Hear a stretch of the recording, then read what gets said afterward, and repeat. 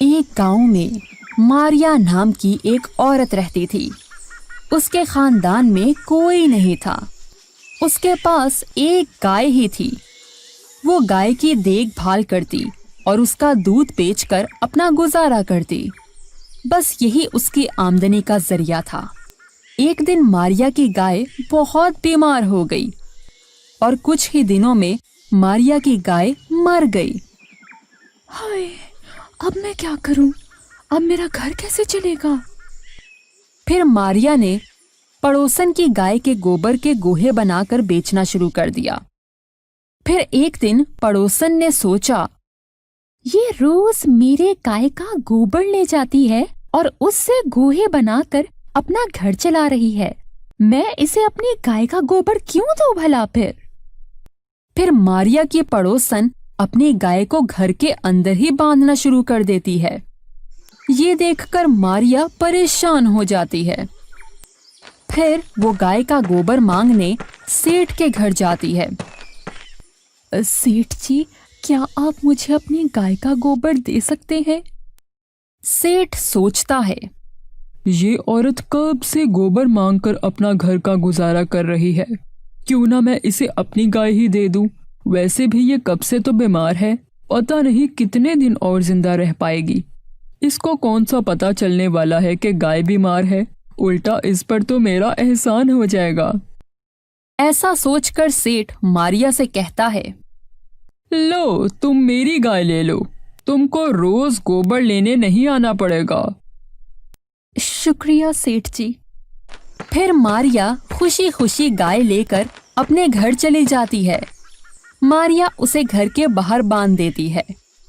मारिया उस गाय का गोबर इस्तेमाल करके अपना घर चलाने लगी। क्योंकि वो गाय बीमार थी, इसलिए वो ज्यादा दूध नहीं दे पाती थी।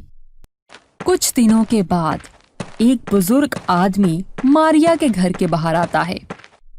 बाबा जी, मैं आपकी क्या मदद कर सकती हूँ? बेटा, मुझे बहुत भूख लगी है। अगर मुझे खाने को कुछ मिल जाए तो बहुत अच्छा है। जी बाबा जी, मैं अभी लेकर आई। मारिया के पास थोड़ा सा ही खाना होता है जो वो बाबा जी को दे देती है। बाबा जी, आप खाना खाएं, मैं आपके लिए पानी लेकर आती हूँ। मारिया के जाते ही बाबा जी अपनी ताकत से देखते हैं कि मारिया ने अपना सारा खाना उन्हें दे दिया है। इतने में मारिया पानी लेकर आ जाती है। बाबा जी मारिया से कहते हैं, तुम्हारा बहुत बहुत शुक्रिया बेटा। ये जानते हुए भी कि आपके पास और खाने को कुछ भी नहीं है, आपने फिर भी अपना खाना मुझे दे दिया। अब आपको कभी भूखा नहीं रहना पड़ेगा। ऐसा बोलकर बाबा जी गाय के ऊपर हाथ फेरते हुए चले जाते हैं। अगली सुबह मारिया की गाय सोने का गोबर देती है। मारिया की पड़ोसन ये सब देख लेती है और वो हैरान रह जाती है। वो सोने का गोबर उठा लेती है और उसकी जगह अपनी गाय का गोबर रख देती है। मारिया को इस बात की खबर तक नहीं होती। कुछ दिन ऐसे ही चलता रहा। फिर एक दिन तेज हवा चलने लगती है। मारिया अपनी गाय को घर के अंदर बांध लेती है। अगली सुबह मारिया देखती है कि गाय ने सोने का गोबर दिया है। वो हैरान रह जाती है और सोचती है, ये कैसे हो गया? ये गाय सोने का गोबर कैसे देने लगी? ये बाबा जी की दुआ से तो नहीं हो गया? नहीं, बाबा जी को तो आए हुए बहुत दिन हो गए हैं, लेकिन अचानक से ये कैसे हो गया? ऐसा तो नहीं कि सोने का गोबर हर रोज मेरी पड़ोसन ले जाती हो। हाँ, आजकल वो मुझसे बहुत मीठी मीठी बातें करती है। मारिया रोज गाय को घर के अंदर ही बांधना शुरू कर देती है। जब पड़ोसन को सोने का गोबर नहीं मिलता तो वो सोचती है, क्यों ना मैं सेठ जी को इस गाय के बारे में बता दूं? अब तो मुझे सोने का गोबर मिलने वाला है नहीं, तो इस औरत को क्यों मिले भला? पड़ोसन सेठ के पास जाती है और उसे सोने के गोबर के बारे में सारी बात बताती है। सेठ हैरान हो जाता है। ऐसा कैसे हो सकता है?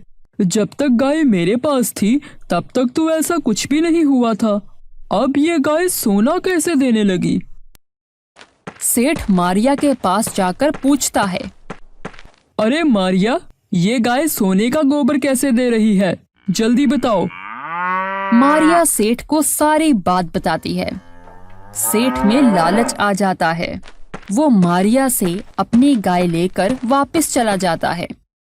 मारिया ये सब देखकर रोने लगती है।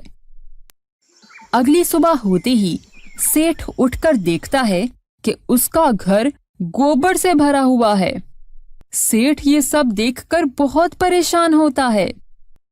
अरे ये सब क्या हो गया? अब मैं क्या करूं? ये गोबर अब कैसे साफ करूं?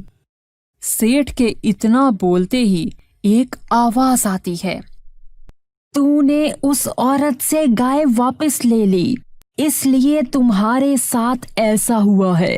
ये गाय अब उस औरत की है, उसे लौटा दे, तब ही तुम्हारे घर से गंदगी खत्म होगी। सेठ फौरन मारिया को गाय लौटा देता है। सेठ के गाय लौटाते ही उसके घर से गंदगी खत्म हो जाती है और मारिया गाय वापस पाकर बहुत खुश होती है।